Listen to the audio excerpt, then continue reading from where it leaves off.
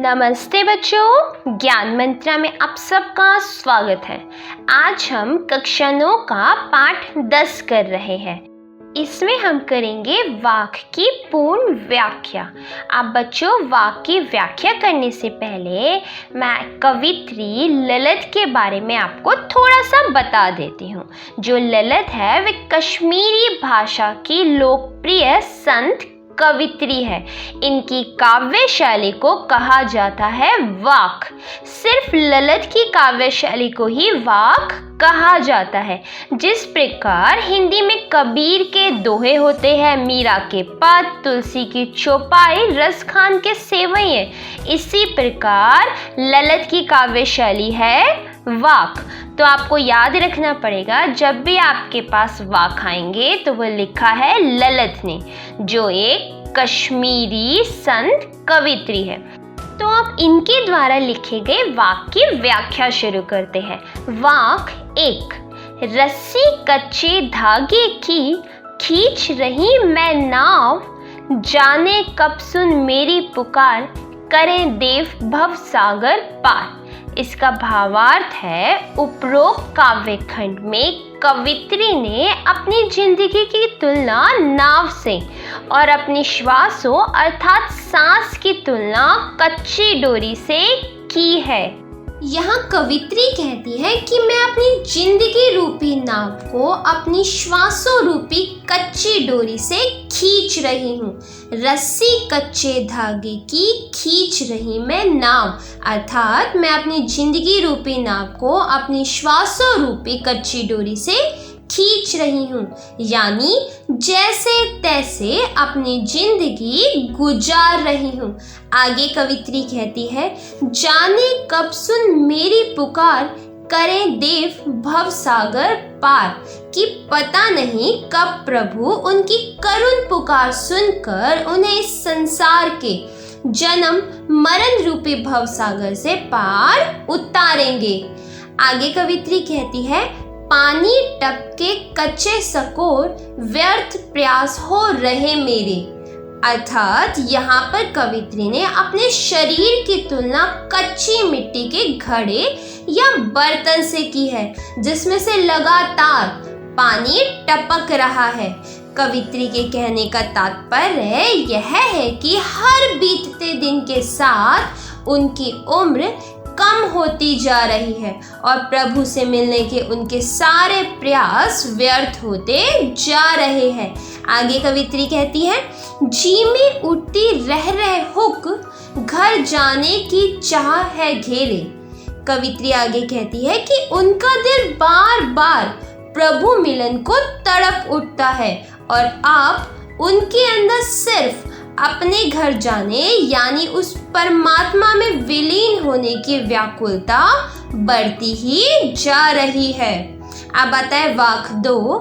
खा खा कर कुछ पाएगा नहीं, ना खाकर बनेगा अहंकारी। भावार्थ, इस काव्य खंड में कवित्री ने जीवन में संतुलन बनाकर चलने की अहमियत को समझाया है और जीवन में मध्यम मार्ग को अपनाने की बात कही है। कवित्री कहती है कि मनुष्य को बहुत अधिक सांसारिक वस्तुओं व भोग विलासिता में लिप्त नहीं रहना चाहिए।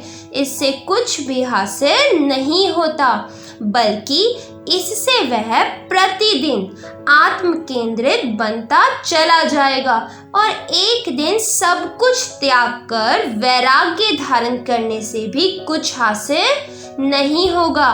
इससे भी व्यक्ति अहंकारी बन जाएगा। आगे कवित्री कहती है, सम खाता भी होगा संभावी, खुलेगी साकर बंद द्वार की। अर्थात कवित्री यहाँ कहती है कि इसलिए जीवन में संतुलन बनाकर चलना जरूरी है।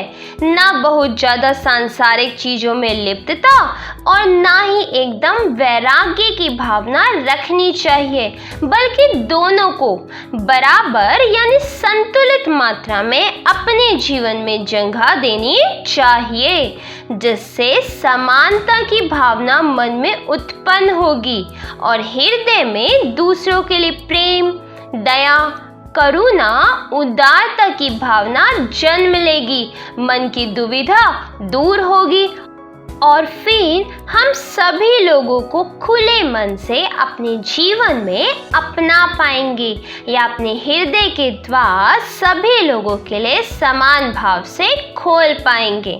अब आता है वाक्य 3। आई सीधी राह से गई न सीधी राह, सुषुम सेतु पर खड़ी थी, बीत गया दिन आह।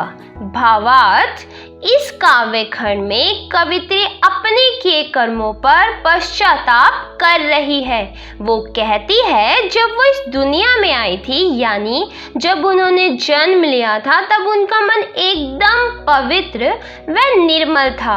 उनके मन में किसी के प्रति राग द्वेष की भावना नहीं थी, बल्कि अब जब जाने का समय आया है तो उनका मन छल, कपट, भेदभाव और सांसारिक माया मोह के बंधनों से भरा पड़ा है और उन्होंने परमात्मा को पाने का या उनसे मिलने का सीधा रास्ता यानी भक्ति के मार्ग को चुनने के बजाय हठ योग मार्ग को चुना तथा अपने और परमात्मा के बीच सेतु बनाने के लिए कुंडली योग को जागृत करने का सहारा लिया, परंतु वह अपने इस प्रयास में भी असफल हो गई और अब जब उनको अपनी गलती का एहसास हुआ है तो बहुत देर हो चुकी है।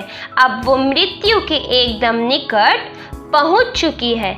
आगे कवित्री कहती है, जेब टटोली कोड़ी न पाई, मांझी कोदू क्या उतराई। भावार्थ, आगे कवित्री कहती है कि अब जब वह अपनी जिंदगी का हिसाब किताब करने बैठी है तो उन्हें अपनी झोली खाली नजर आ रही है।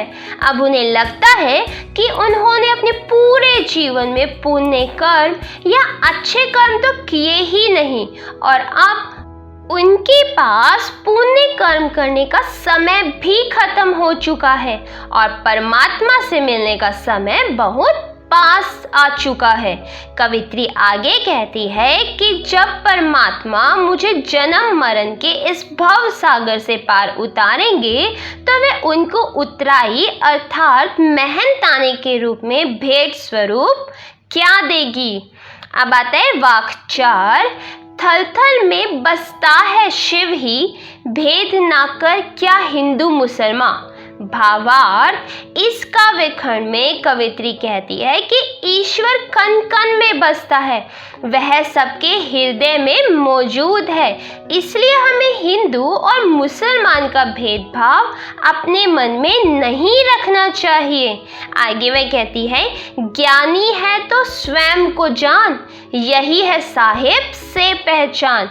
भावार्थ, कवित्री आगे कहती है कि अगर तुम सच में ज्ञानी हो तो सबसे पहले अपने अंदर झांक कर देखो, अपने आप को पहचानो, अपने मन को पवित्र व निर्मल करो, क्योंकि ईश्वर से मिलने का यही एकमात्र रास्ता है। इन वाक्यों के माध्यम से ललित बताना चाहती है कि हमें मोह माया के जाल में नहीं फंसना चाहिए, बाह्य आडंबरों से दूर रहना चाहिए और भेदभाव नहीं करना चाहिए। उनके अनुसार हमें हमेशा अच्छे कर्म करते रहना चाहिए। ललित आत्मज्ञान को ही सच्चा ज्ञान मानती है। तो बच्चों, ये थी वाक्य की व्याख्या। उम्मीद है आप सबको समझ आई होगी। कोई भी डाउट हो आप कमेंट बॉक्स में पूछ सकते हैं। अगर वीडियो पसंद आई हो तो लाइक करना और चैनल को सब्सक्राइब करना मत भूलना। धन्यवाद।